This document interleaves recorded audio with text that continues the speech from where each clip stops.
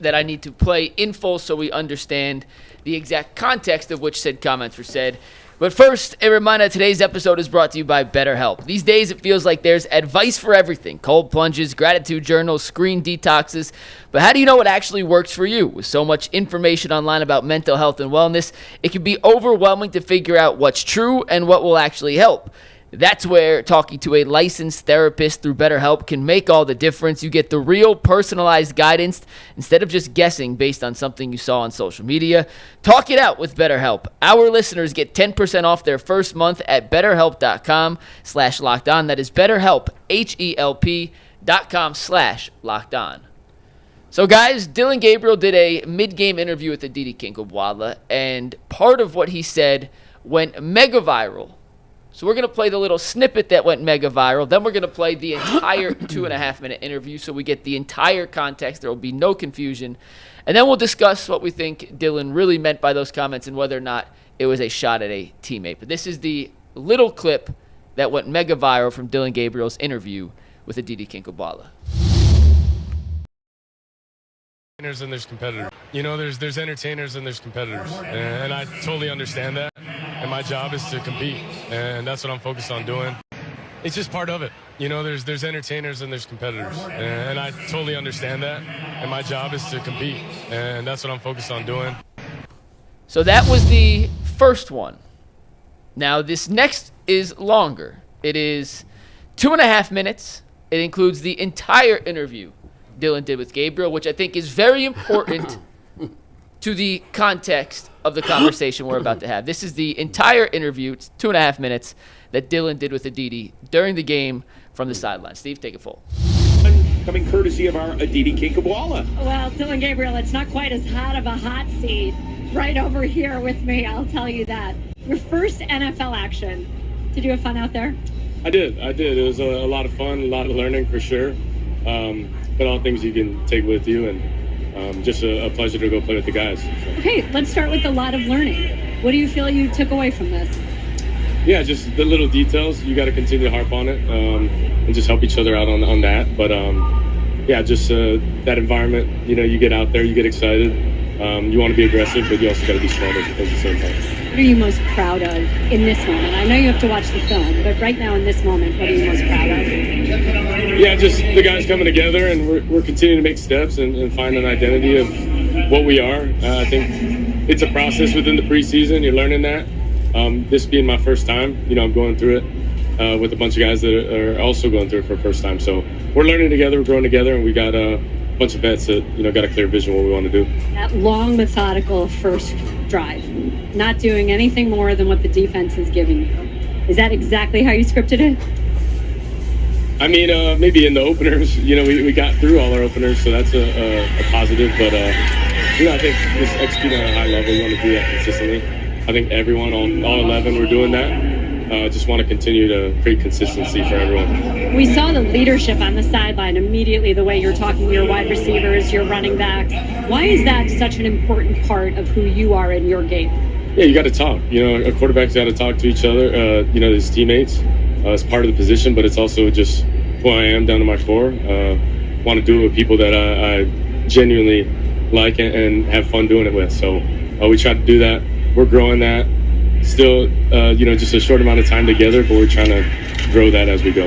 You gave us some fabulous wisdom on how you tune out the noise and you don't let it infiltrate yourself. Will you share that with everybody at home? Yeah, I think it's just part of it. You know, there's entertainers and there's competitors, and I totally understand that. And my job is to compete, and that's what I'm focused on doing.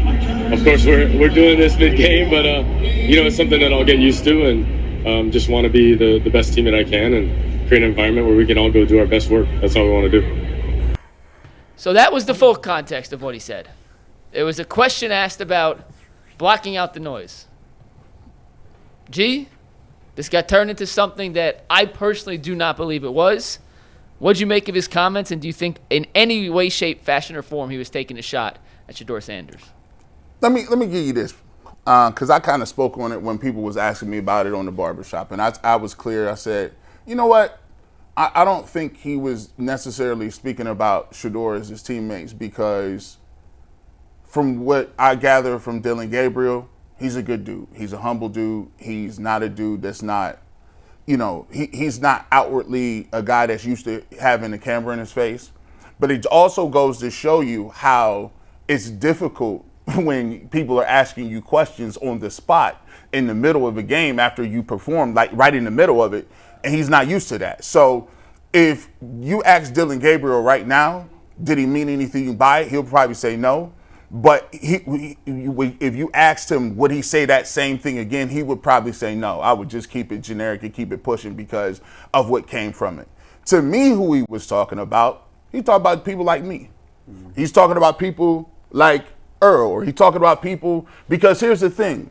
The media has created this thing where, and this is made up specifically by the media, right? And it goes back to what I was talking about before. They did Dillon Gabriel a disservice because instead of talking about the merits that are on the field, they used Dillon Gabriel as a reason to say, well, this is why this guy shouldn't be good. This is why he need to be like this guy. And what happens when you do that, it's a natural competition where now all of a sudden he becomes the representation of something that's on the opposite. So for me, I think Dillon Gabriel was talking about the fact that, guess what? You guys are entertainers and blocking out the noise. You guys are going to talk about the whole thing between me and Shedeur and the competition and the quarterback battle.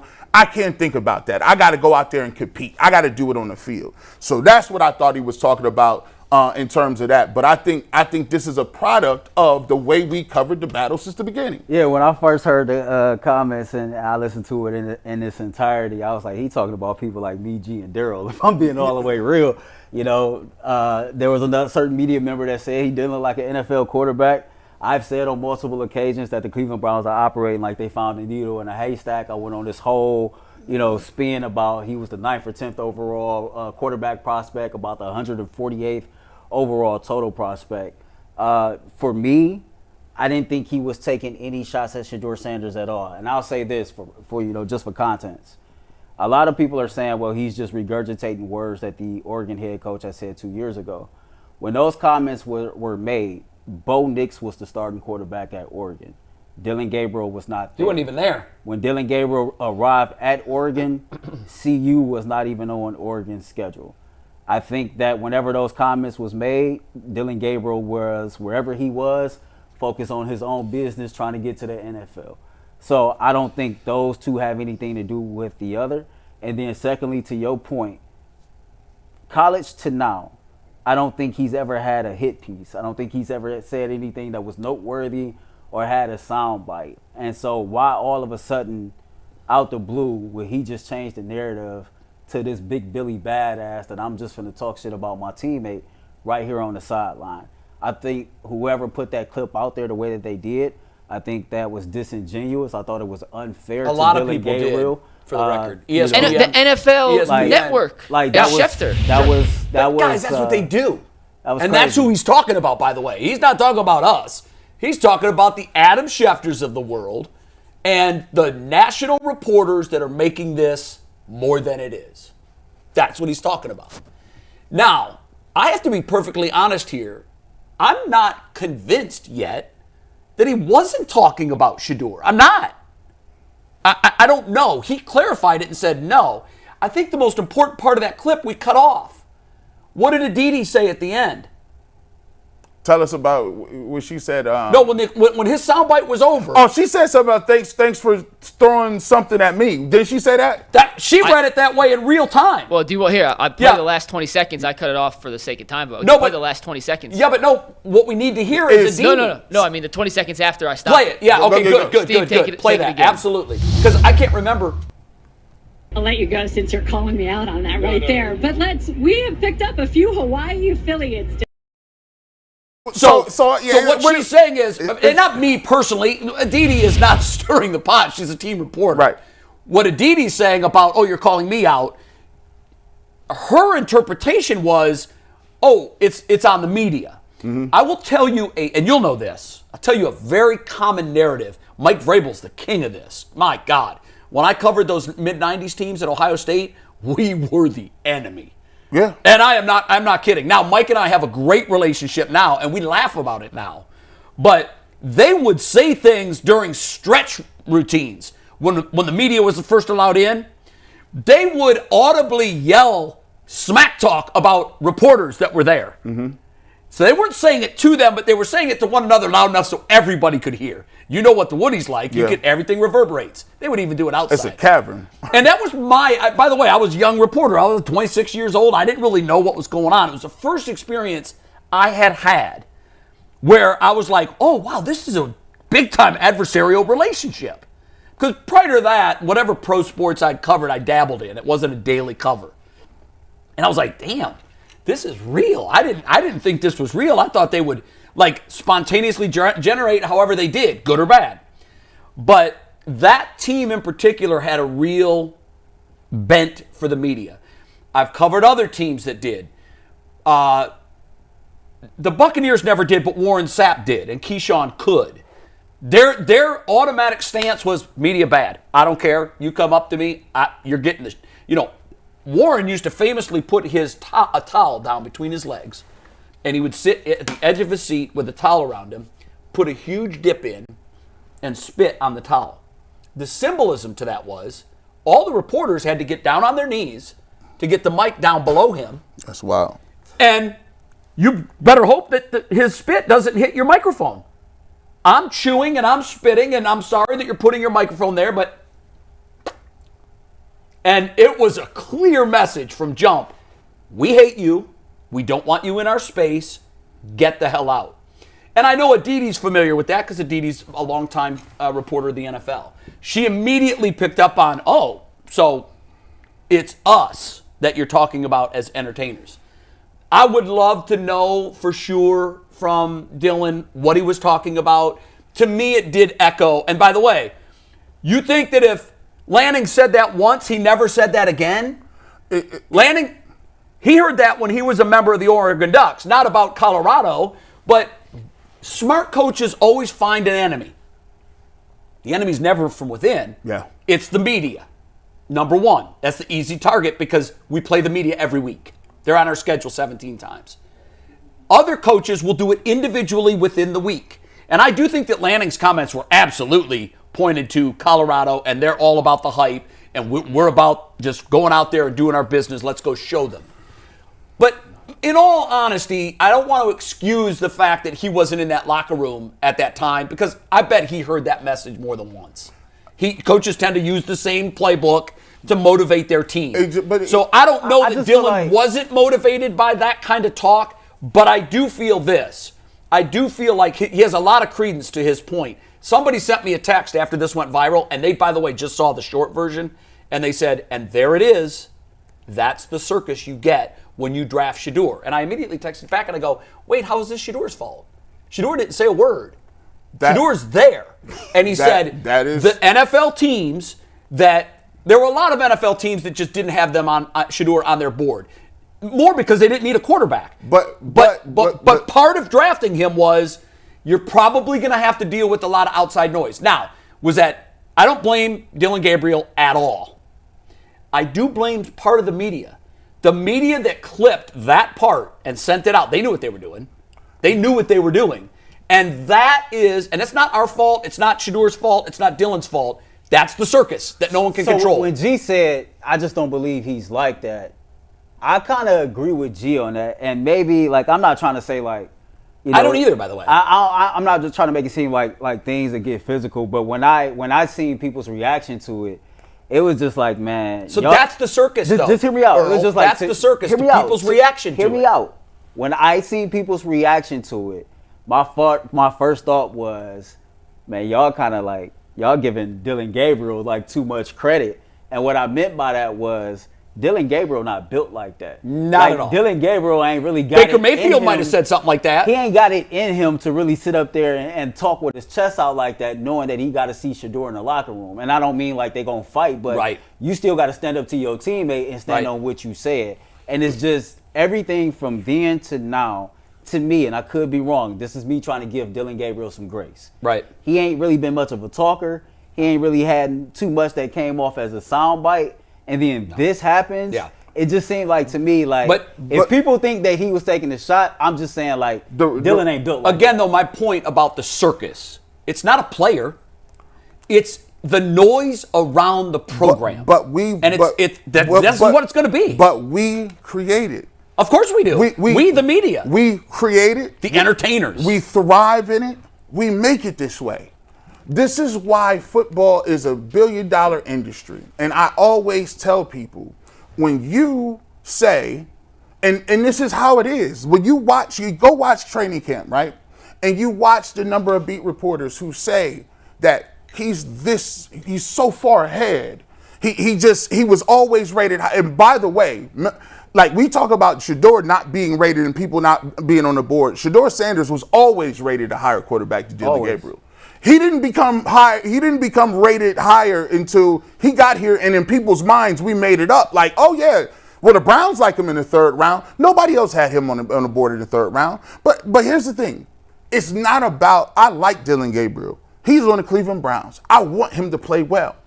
I just have to tell you what I see. The problem is that we have this situation now where you got two different entities, right? Mm-hmm. And if you push so far on this side, right? When you say Shedeur Sanders need to get with Shiloh and go looking at the playbook, people is already in their feelings. They're like, why are you bringing up him?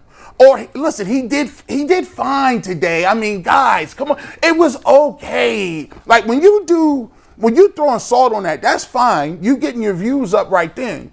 But when Dillon Gabriel goes out and plays, he now has to stand on what you're talking about because we're looking to see. And Shedeur does too, the other way. So it's now it's a competition. And I feel bad for Dillon Gabriel in this sense. Every young player wants to be accepted. They just want to be a part of the team. They want to be part of the organization. And for Dillon Gabriel and his family, that was a great opportunity, and it's his first game he's playing. And think about it. Think about how difficult it is if you are already an introverted type person, you stay to yourself, and every single time they mention your name is attached to his name. And it will be forever. Forever linked. And so it almost is a thing where you're like, well, can I just be me? Your personality is stripped. Who you are as a person is stripped. We know everything about Shedeur. We know very little about Dillon Gabriel. And the part that really gets to people is this. It seems like nobody cares. Because when he's playing, it's just a countdown to when is the other dude going to play. That's what you see when you put a microphone in somebody's face. Let me ask y'all this. It gets to you at a certain point. Go ahead, Earl. Let me ask y'all this because I thought about what you just said from Dillon's point of view. I bet you Dillon went home and was like, man, you know what? I don't ever talk with foe. They better not ask me nothing. I ain't telling their asses nothing. Oh, he's not. I don't want to give him the pass that he doesn't know how to deal with the media. He's been in big programs. He's been covered like a pro athlete. But he has to know that what he says. That's why I said the spotlight is different, though, Jay. He didn't come from Elkhorn State, guys. I mean, but this spotlight is different. He didn't come from a program that never got But in Oregon, trust me on this. In Oregon, there's 20 beat reporters that are at every practice. After every practice and after every game, he's got a pack of microphones in his face. He's not new to this. He knows what he's doing. But did he slip up? Maybe he did, and maybe I think your assessment was correct. If he had it to do it all over again, he wouldn't say it because it could be construed. He's always been liked, though, Jay. I know, but when you see it's a different type of sound. Yeah, but I don't think we're dealing with a guy that wants to be like Shedeur Sanders' popularity. No. I don't think. If you ask him, he's like, I just want to make the team. That's it. That's my goal. One other thing and this was fascinating. I know we don't have time to talk about it, but God, I looked at the comments on it because someone sent me the actual clip. And I watched the clip before I read the comments, and then I predicted what I was going to read in the comments, and I was right on. And I'll ask you guys your opinion of this. The conversation after the Carolina game between Andrew Berry and Shedeur Sanders on the sideline. Your headline takeaway was? I didn't really have one. I thought that Andrew, you watched that with no opinion? I mean, I seen it. I didn't have a headline takeaway. I'll take. I'm surprised by that. I'll take this. You know what I like? I love the fact that Shedeur Sanders uses his communication to disarm people. Right. He uses his personality. His personality. Because who comes up to their boss and says, hey, man, what you think about that? You like that? Yeah. And he's like, you did pretty good. I did really good. You don't Yeah. really think I did pretty good. And Yeah. you say, no. Hold on, let me. It wasn't perfect. It wasn't perfect, but you did. So now he's showing you like, listen, I want your validation. I'm not a guy that's trying to be over the top of you. I just want to be part of the team. What did he say when he first came up? Did he say something like, I'm going to make you a star? He was on like, social? he's like, I got that sauce. You got you a star now. I'm gonna show you how we gonna do this. Yeah. And I laughed on my podcast because I seen all the Andrew Berry's analytics team being like, did he just touch Andrew Berry in the back? What the heck is going on? What's Dude, so like funny he was to me- like, hey. So this is where we are, 2025. This is where we are in pro sports, okay? The reason I bring that up is because that's part of the circus. Yes. And it's not Shedeur's fault either. Shedeur's personality, he is your son's best friend that every freaking parent loves. You know why? Because he's not afraid to come into your house and have an adult conversation with Facts. you. And what I love about Shedeur Sanders, and this was my takeaway of it, Shedeur changed the dynamic of boss and employee like that. Hey, no, I know we got to talk about something. I know, but listen, I study communication for a living. The dynamic He switched it. Between a subordinate and the guy who was in Boss and charge, employee, because that is huge. Because you can see Andrew Berry, He was not comfortable there. morph into, I'm the guy telling you this until, well, hold on. And then when Shedeur wouldn't let his hand go, he said, I know. no. Shedeur's like, no, I'm still not done talking. Like, let me talk. He's like, yo, I get it. Come on. It's good. Now, everybody behind him was standing there looking like this because they had never seen Andrew Berry uncomfortable in a position Or they've never like seen that. a rookie come in and do that. Like, right. Who So asked to that me, question? That's why I asked, what was your takeaway? My takeaway was, first of all, I think everybody can agree, and I hate it when people do this and say, oh, I don't think he's that likable. Shedeur Sanders may be one of the most likable Cleveland Browns since I've moved back here 6 years. For sure. He is just likable. And for those that don't like him, that's a you thing, not a him thing.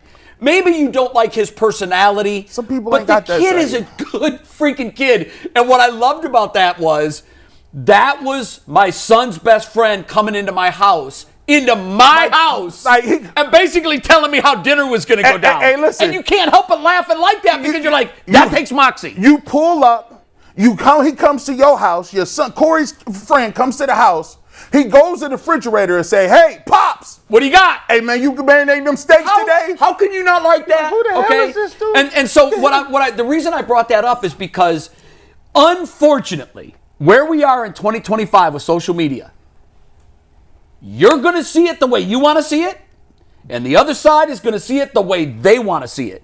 And if teams start making decisions based on that, and by the way, the Browns have, Yeah. if you start making decisions on that other than talent, you are setting yourself up for a fall. And that social viral moment that I'm talking about, there were two of them that were created this weekend, and guess what? Shedeur's part in either one of them was minimal.